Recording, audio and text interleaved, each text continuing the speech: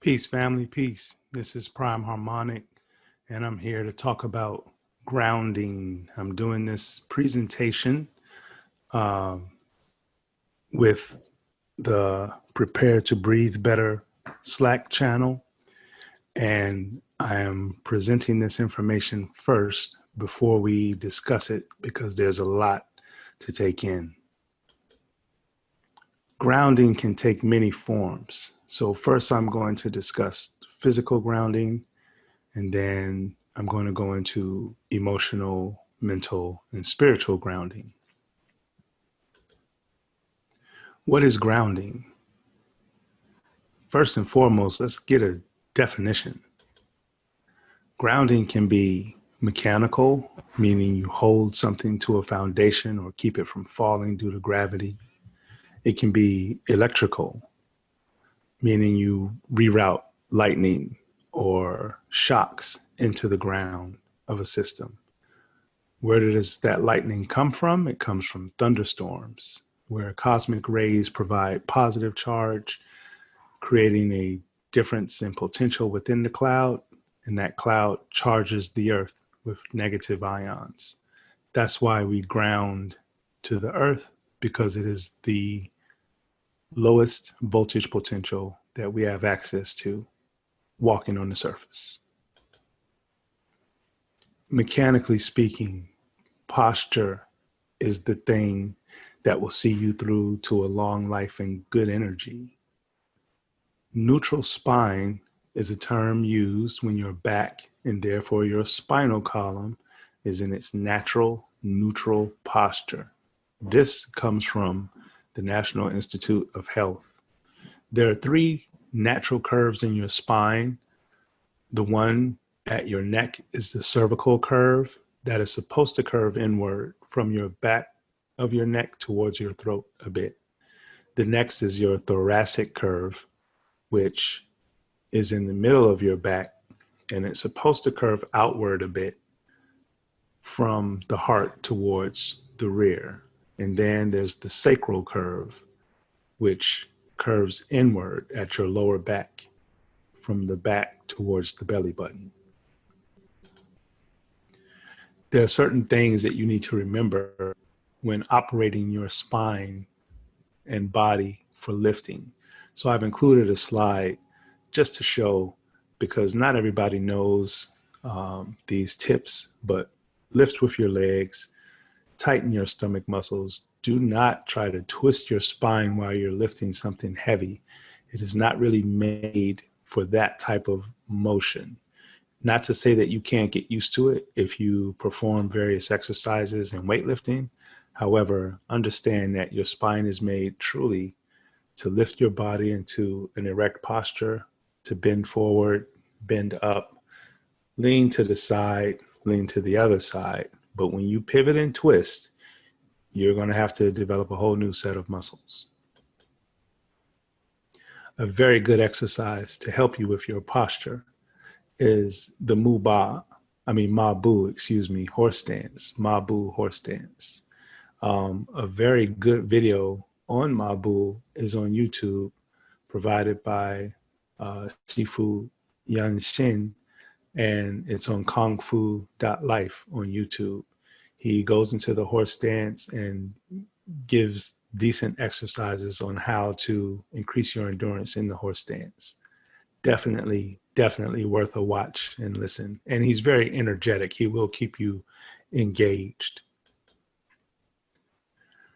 When we speak about electrical grounding, which is still in the physical realm, we must understand that in this instance, grounding is a conducting connection,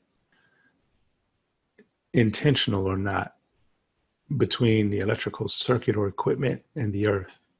So if you have a antenna tower or a house or a barn silo and there's a lightning rod in place on it, that lightning rod or that grounding bar or any other mechanism used to divert electricity from lightning goes to the ground. And in this case, ground means just that, ground.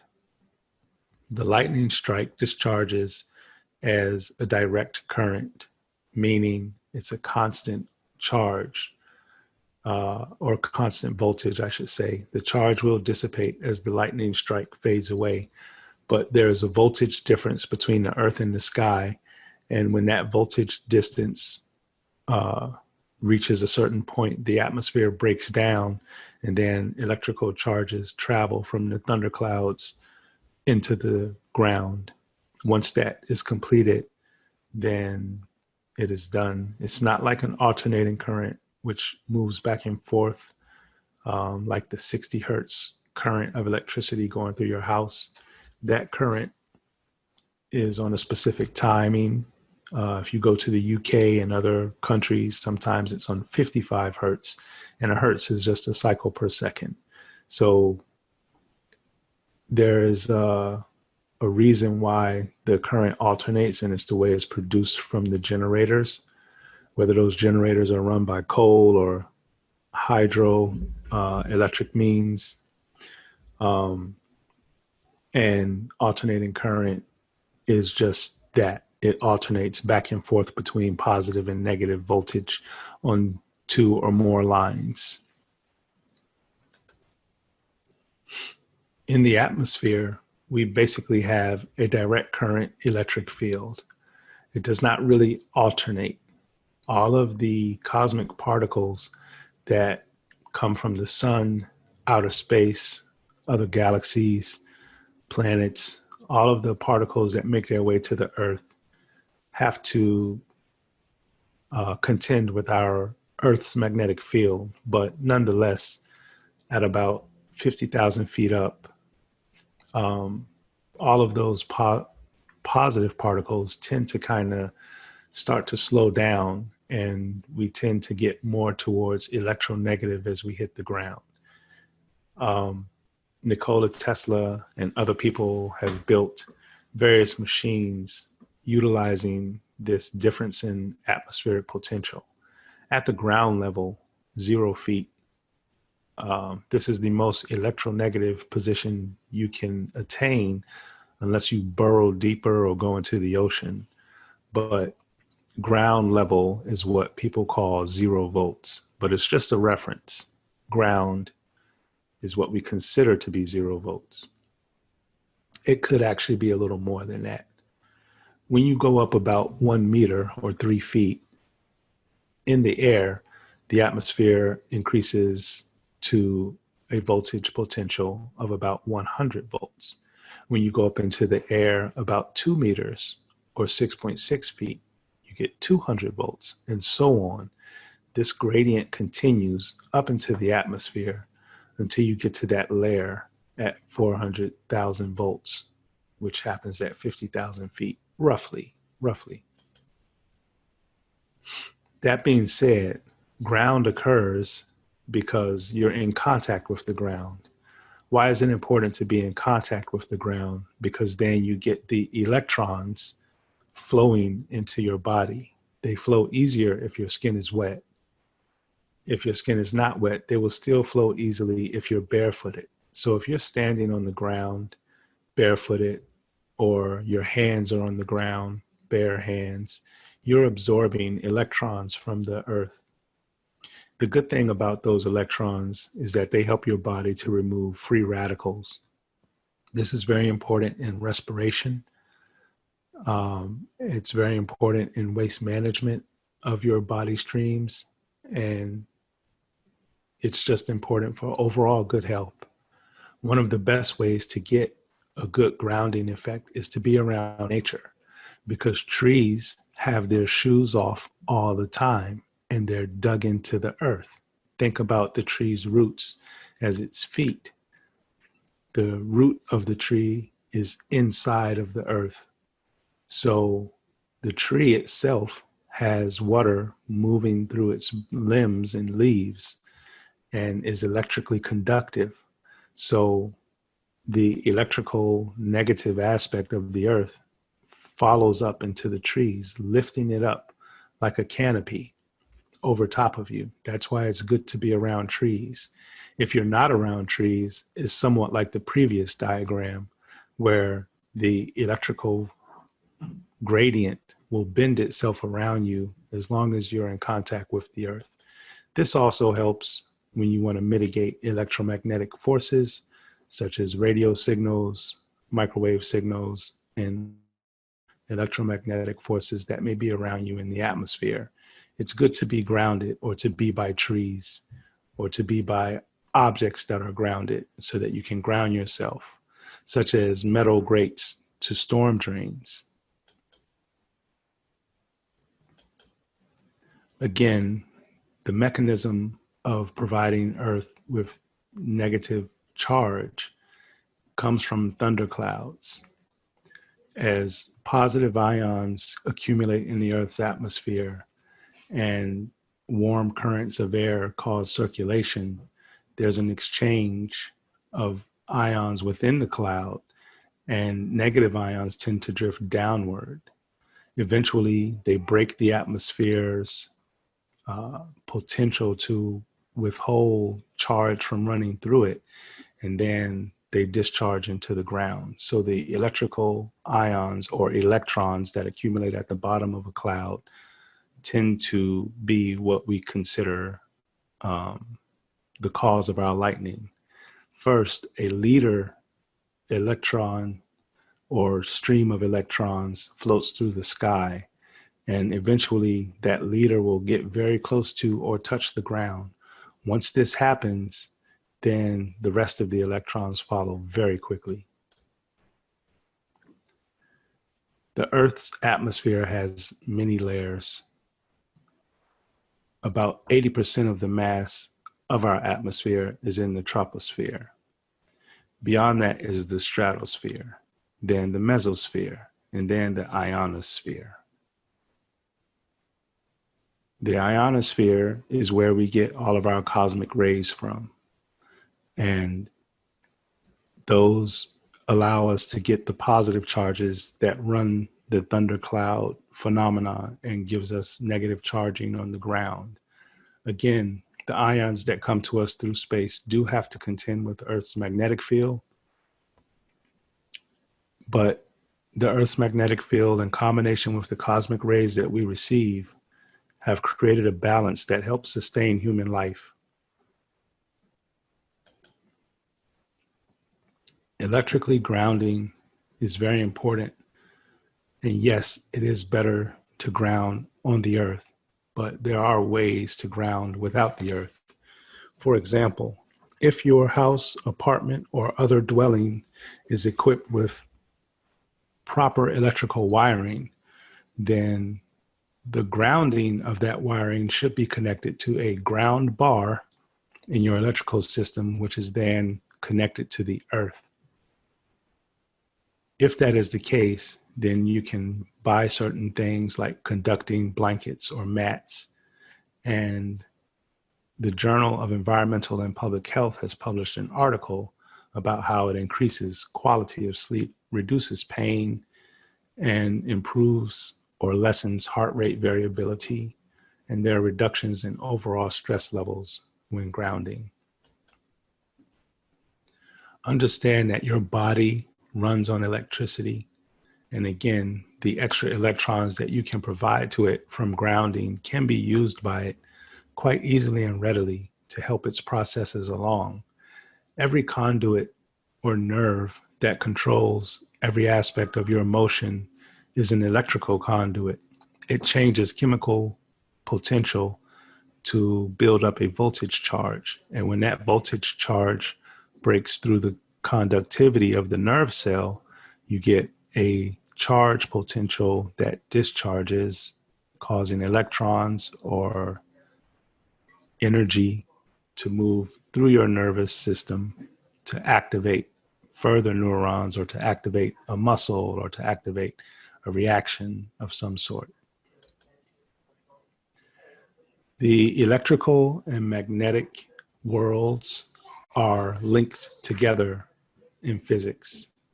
The physics of our inertial frame or our Earth space dictates that an electrical signal is a magnetic signal. It just depends on relativity and how you look at it. Maxwell's equations neatly tied this relationship up. I've listed the 4 equations for people that are math savvy to say what each of those equations mean. The first equation means that electric charge originates from or converges to a point. The second equation means magnetic field lines continually circulate. There is no origination point. In other words, if you break a magnet which has a north-south pole, you cannot break it and then end up with a just North Pole magnet or just South Pole magnet. If you break a magnet, you now have 2 magnets that both have a north and south pole.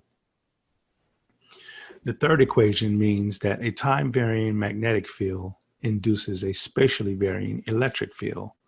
In other words, if you drop a magnet through a coil of wire, you will induce a current in that coil of wire.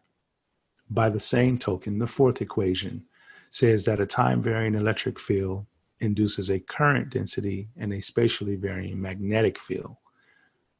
This is kind of how speakers work. If you apply an electric current through a coil of wire, you produce a magnetic field. That magnetic field will fight against the permanent magnet that's usually in the back of a speaker driver and vibrate the paper cone. That is how you get your sound.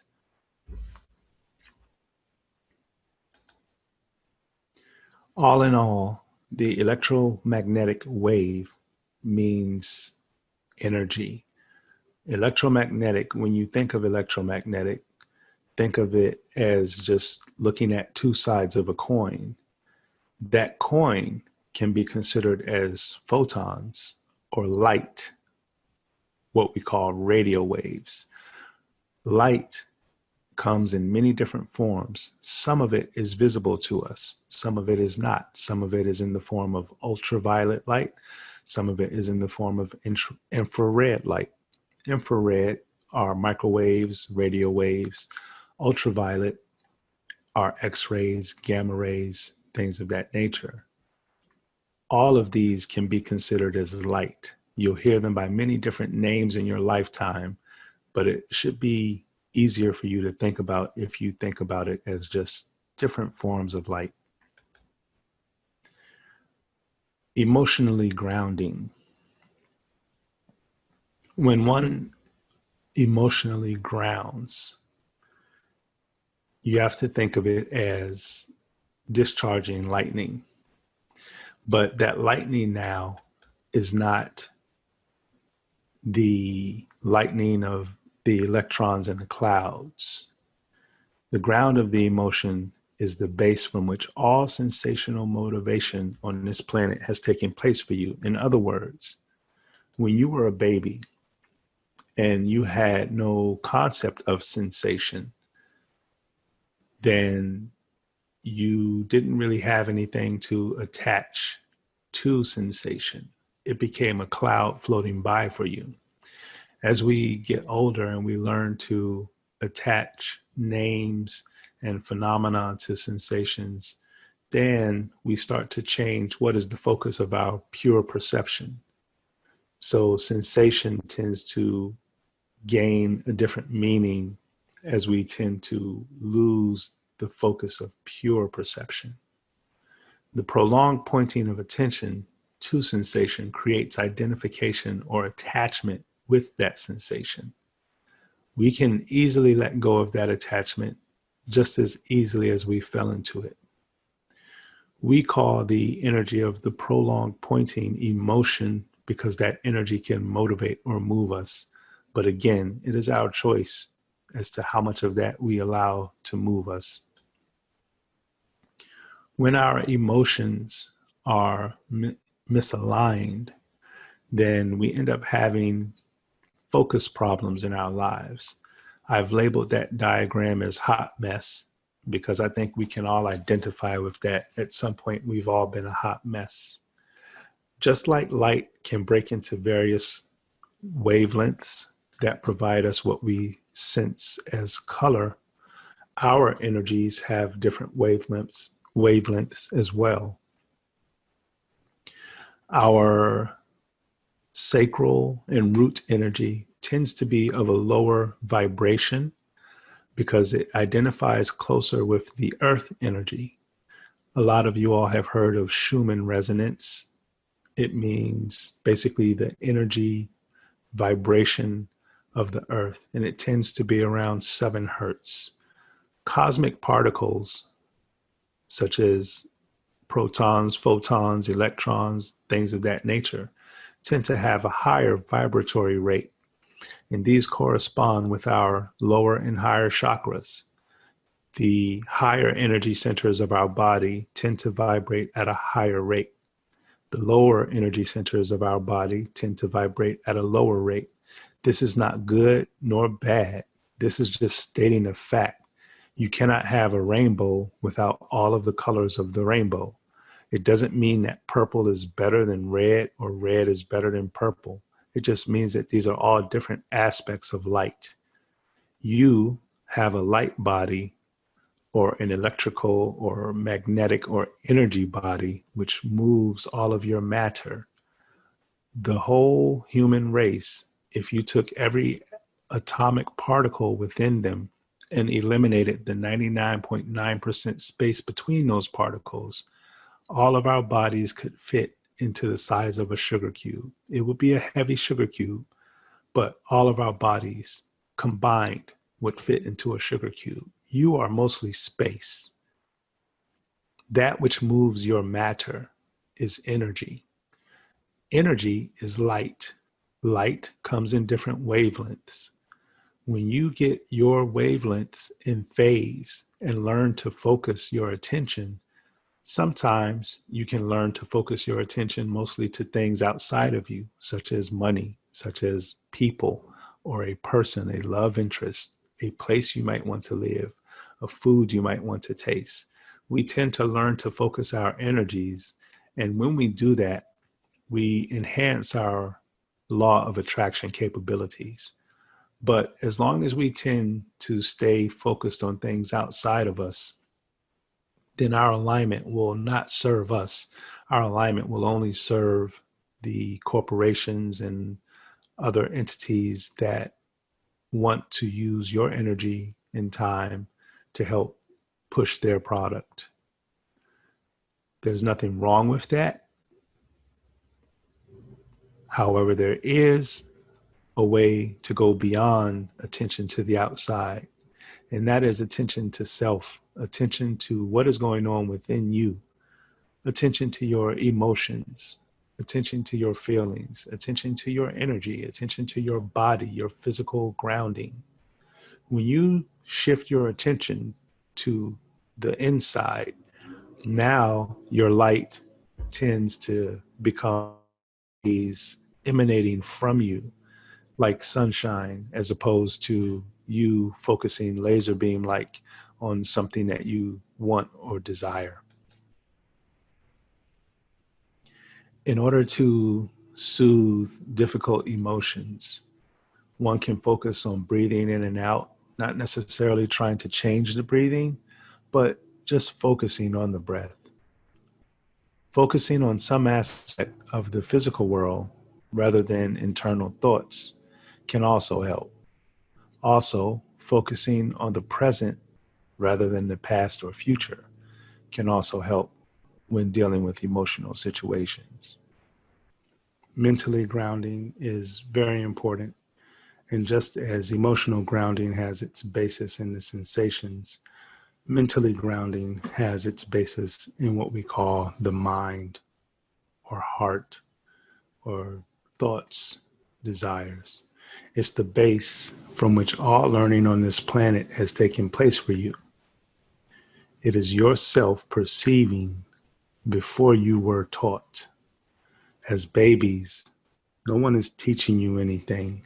You learn by putting objects in your mouth or by feeling certain things, touching, tasting, smelling. These are all things that are learned. A very good book that I would recommend is Vaster Than Space, Greater Than Sky by Muji. Learn to return to your primordial state of perception so that your mind will be a tool that you use as opposed to you being a slave to your mind, because the mind is programmed through socio-economic linguistics that you have learned, and socioeconomic cues, emotions, objects, whatever you want to consider it as, the tribe into which you were born. Your mind has been trained by all of those things from the time you were born. It is important to get back to a primordial self. Spiritually grounding. Again, you are energy. You are light, moving molecules of your physical body. That light, that energy is consciousness. In its highest form, it is consciousness. The ground of spiritual is pure awareness. Spiritual grounding is knowing and actually acting like you know your place in the universe, and knowing that your place in the universe is planned and assured. It is knowing that there is more than you and less than you, yet all are equal. My teacher used to say, the only true knowledge is experience, and your spiritual experience is unique to you. It does not need validation from others, but it does require your participation to become energized, and it requires your faith through practice to become grounded. I hope you all have enjoyed this presentation. I will come back with a live so that we can discuss any details on grounding. Take care. Stay well. Hello everyone, this is the Hood Mystic, aka Kyrie, and I want to talk to you about how to read natal charts easily and effectively. These next videos will help you understand the book by that same title, but also encourage you to join me at Spiritual Ascension University. Also, if you want to learn more about this intimate science we know and love called astrology, please utilize the links in the description for more information. Thank you guys for watching this video, and be sure to hit me up if you have any additional questions at hoodmystic@gmail.com. Peace. If you are wondering how to get how to read natal charts easily and effectively, the workbook that'll help you understand astrology in a personal way for free, feel free to join me at the Spiritual Ascension University, where if you sign up for Astrology 1, I will personally send you the book and also get you updated on monthly Zoom classes where we can discuss either the book or your understanding astrology every month. The first thing that I want you to understand is that astrology is a tool. Astrology is not a religion, nor is it a fixed idea or a way of life. Meaning you can be just the way you are, understand astrology, and help you get to where you're going. And astrology is not reserved for specialists and specific tailored understandings. I'll give you a better example. If you showed 100 astrologers one chart, you would get 100 different readings. And this is where I need you.